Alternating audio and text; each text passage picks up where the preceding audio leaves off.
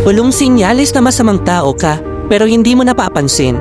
Unang senyales, madali kang magalit kapag hindi ka sinusunod. Konting bagay lang na hindi mo gusto, mabilis kang mag-react. Pinapakita nito na gusto mong kontrolin ang lahat. Pangalawa, pinapalabas mong ikaw ang laging tama.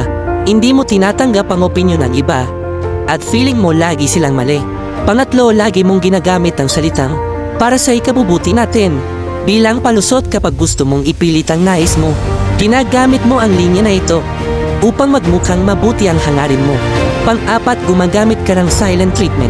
Kapag galit ka, ayaw mong harapin ang problema, kaya tahimik kang nananakit ng damdamin ng iba.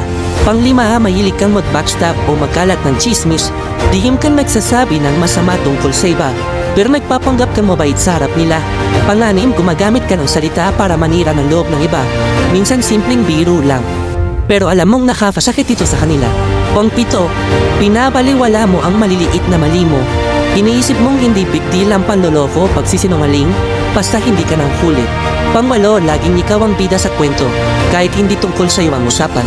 Lagi mong ibinabalik sa sarili mo ang atensyon upang magmukhang special ka. Kung natamaan ka sa mga ito, baka panahon na para magbago. Tandaan, ang pagbabago ay hindi kahinaan.